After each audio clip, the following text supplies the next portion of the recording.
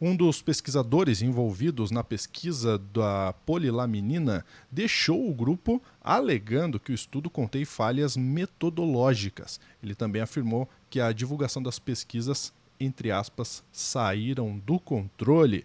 A gente vai discutir isso agora no Plantão do Meteoro.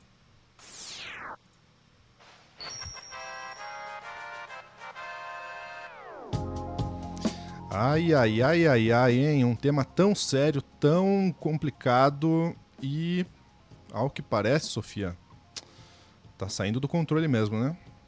Tá. A gente já tá falando disso aqui há bastante tempo. A gente começou a falar sobre isso quando começou aquela história de molécula de Deus, proteína de Deus, por ser em forma de cruz.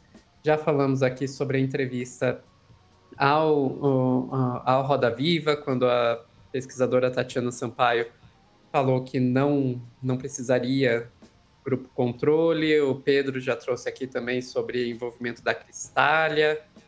Então a gente já está trazendo aqui há algum tempo que, olha, todo mundo torce para que dê certo, para que isso realmente seja uma cura para a paraplegia, tetraplegia, mas tem que ter cuidado porque a maneira com que está sendo conduzido está complicada.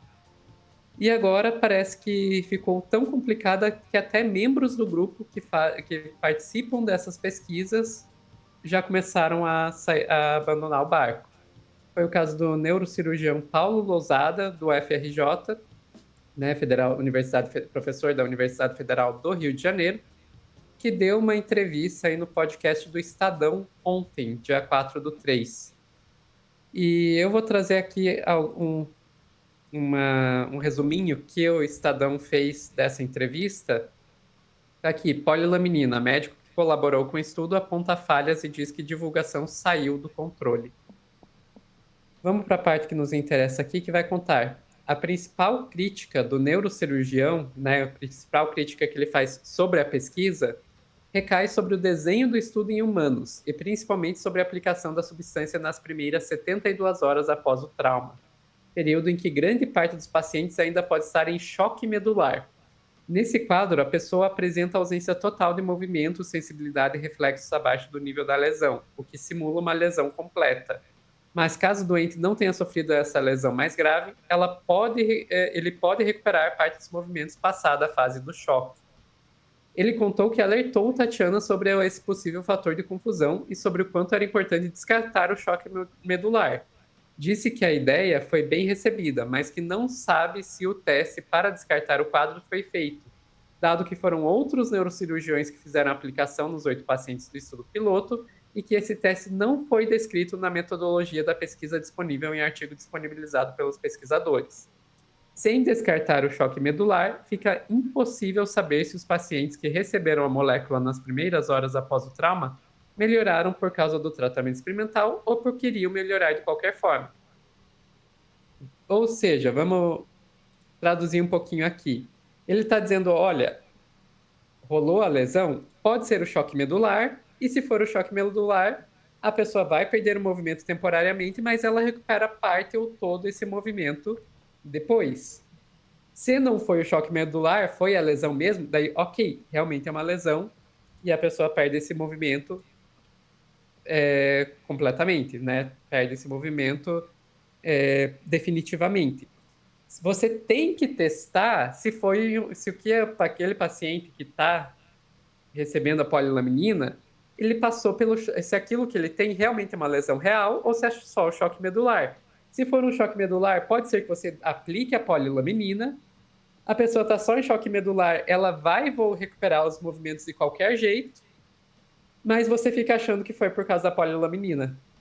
Se você não descarta o choque medular primeiro, Uhum. entendeu? E daí ele falou: olha, eu avisei a Tatiana, vocês têm que fazer o teste para saber se esses pacientes estão em choque medular ou se a lesão é real. Só que ele disse que não foi ele que aplicou a polilaminina, então ele não pode dizer que foi feito o teste ou não. E que no estudo que foi publicado não tem a descrição do teste. Se não tem a descrição do teste, das duas, uma. Ou eles não fizeram o teste e essa crítica que ele está fazendo é uma crítica bem perigosa, porque pode ser que realmente isso complique os resultados. Ou então, Se eles fizeram um teste e não colocaram no artigo, vou ter que dizer, o artigo foi mal escrito. Porque se eles fizeram o teste, tem que ter a descrição do teste no artigo. Uhum. Enfim, vamos voltar lá e continuar lendo o que ele diz.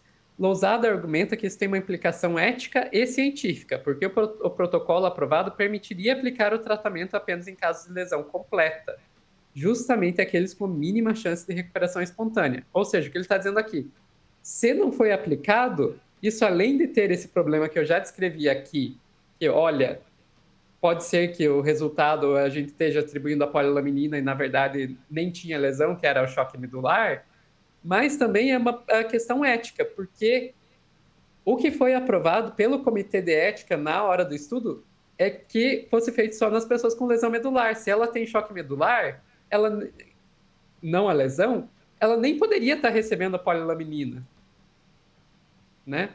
Continuando, o neurocirurgião apontou ainda um número muito pequeno de pacientes e a ausência de grupo controle como fatores que tornam resultados preliminares frágeis. Ele contou que, depois que apontou essas falhas metodológicas, em uma postagem nas redes sociais, foi alvo de uma onda de comentários agressivos, daí aspas dele, como se estivesse com inveja ou torcendo contra. Para ele, isso dificulta o debate científico e abre margem para que o país repita episódios do passado em que tratamentos foram usados sem respaldo da ciência por causa da comoção popular. Aspas dele de volta.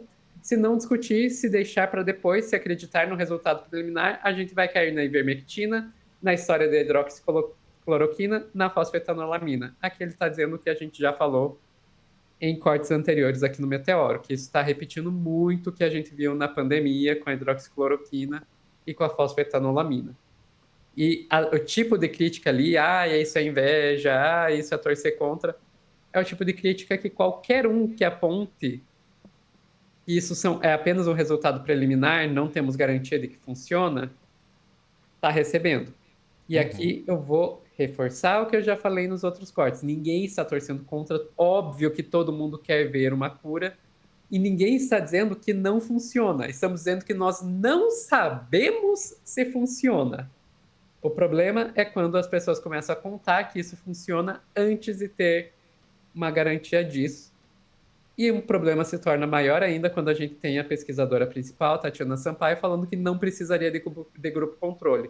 O que o Paulo Lousada está trazendo aqui sobre essa questão do choque medular é justamente o porquê nós precisamos de um grupo controle. Sem um grupo controle, a gente não tem como saber se o efeito que está sendo observado em melhora dos pacientes realmente é da polilaminina ou não. Daí, Lúcio, eu iria acabar o corte aqui, mas eu vi uma outra matéria sobre a polilaminina hoje que eu acho que seria legal trazer, que foi a coluna do Marcelo Rubens Paiva na Folha de São Paulo. Marcelo Rubens Paiva, que pode falar de uma perspectiva que nem o Paulo Lozada, nem eu, nem você podemos falar aqui, que é da perspectiva de um cadeirante. Porque ele é uma pessoa que sofreu lesão medular, é cadeirante por causa dessa lesão. Ele traz aqui os dilemas da polilaminina e da cura. Desde quando virei cadeirante, a cura é a questão que revela mais do que uma cura. Tatiana Sampaio virou candidata ao Nobel, mas passou a ser criticada pelos seus pares. Aqui ele faz um relato pessoal sobre a lesão dele e ele traz uma perspectiva que é interessante, porque tanto eu, quando trouxe isso aqui no Meteoro, quanto o Paulo Lozada, quando deu a entrevista ao Estadão, falamos, a gente já viu isso acontecer com a hidroxicloroquina, com a fosfetanolamina. O, o Marcelo Rubens Paiva vai trazer outra questão. Ele vai trazer, não, eu como cadeirante já vi isso acontecer com as células-tronco, já vi isso acontecer com o exoesqueleto, já vi isso acontecer com os chips e eletrodos. Então ele traz, gente, a suposta cura para a paraplegia, para a lesão medular, é algo que, vez e outra, aparece na vida do cadeirante. E até agora, não aconteceu. Não aconteceu. Ele basicamente vai trazer, a gente já viu esse milagre antes e não se consolidou. E daí, no final, ele traz uma outra coisa que, assim, da minha perspectiva, eu nunca teria percebido e que ele, como cadeirante, consegue perceber. que é a questão das 72 horas, que todos os casos em que foi houve essa refeição aí, no caso dos testes piloto, foi em pessoas que receberem 72 horas.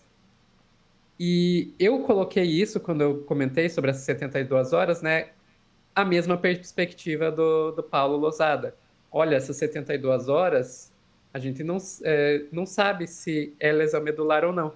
Ele vai trazer, olha, nessas 72 horas, talvez a gente nem o próprio cadeirante esteja pronto para decidir se ele quer ser cobaia ou não. Então eu vou até ler como ele coloca isso. São os 3 últimos parágrafos do texto. Ele coloca aqui: se fosse, né, se a lesão dele tivesse acontecido hoje, ele fala: minha família diria, tem uma droga experimental, a Anvisa não aprovou, não passaram pela fase 3, você tem poucas semanas para tomar, já que está na fase aguda. Ou pode ficar tetra a vida toda. Tomar ou esperar e ter 50% de chance de receber um placebo. Ah, sem chance, a ciência é empírica e cega, não existe amor na fase 3. Entrem com uma liminar e me garantam a injeção experimental. Judicialização já. Ele está dizendo o que ele faria se ele estivesse naquelas 72 horas e tivesse a chance de ter a polilaminina quando ele sofreu a lesão. Daí ele diz: nos primeiros anos é inconcebível uma vida na cadeira de rodas. Com o tempo se acostuma. Hoje eu não sei se eu deixaria injetarem um corpo estranho dentro da minha medula, mas no começo, sacou o dilema? Então ele levanta essa questão: será que a pessoa que está nessas 72 horas sequer está em condições de decidir se quer ser cobaia desse experimento ou não? Pois é. De fato, é um dilema ético, inclusive, que precisa se tomar muitos cuidados quando você faz uma propaganda tão extensa de uma potencial cura e dá esperança para muita gente. E nem se esclarece tanto na mídia como um todo essa questão das 72 horas, essa questão dos testes e tudo mais. E isso é um problema, porque aí muita gente acha que é assim, tá vindo uma cura aí para todo mundo que é tetraplégico, tá vindo uma cura aí. E isso se dissipa de uma forma absurda. E aí vem o problema, né? A gente precisa ter todos os cuidados antes de sair afirmando algo nesse sentido. Né? Por isso que aqui no Meteoro a gente sempre trouxe esse tema da forma mais técnica possível, com as informações científicas, tomando todos os cuidados. Porque é um problema você simplesmente sair dizendo que tem uma cura. Não estou dizendo que a cientista fez isso, mas obviamente as pessoas vão recortar uma fala, vão recortar alguma coisa, vão colocar no Twitter, vão colocar no YouTube, vão sair falando que apareceu uma cura em forma de cruz, agora ninguém mais vai ser cadeirante. Né? Claro que eu estou exagerando aqui, mas é para a gente tomar todos os cuidados que existem na questão ética, porque olha o sentimento das pessoas que passam por essa situação, como que pode ficar, né? E aí o que a Sofia traz ali, a questão nesse texto, né? É muito isso. Será que de fato as pessoas que passam por esse trauma tão recente já têm essa condição de lidar com uma decisão tão importante dessa, né? Uma decisão tão complicada, tão difícil dessa. Né? Então, o que a gente pede é responsabilidade. Responsabilidade. Antes de se divulgar que teve resultado XYZ, antes de divulgar se tem formato de cruz, não sei o que, tem a responsabilidade de lidar primeiro com os testes do jeito que devem ser feitos, com toda a parte técnica, científica, porque isso mexe não só com o mundo científico, mas com o sentimento das pessoas. Mais algum ponto, Sophie, que você queira trazer? Tá mutado, mas a gente entendeu. Tá tudo certo. Ficamos por aqui. O que você acha desse assunto, hein? A gente está acompanhando aqui porque a gente está torcendo para que tudo isso seja real e que traga uma esperança de fato. Tomara, a gente quer muito. E a gente quer trazer um dia aqui a informação, olha, está confirmado. Deu certo. É isso que a gente quer. em breve trazer isso. Mas até lá, a gente está de olho em todas as etapas disso aí. Grande abraço. Até a próxima.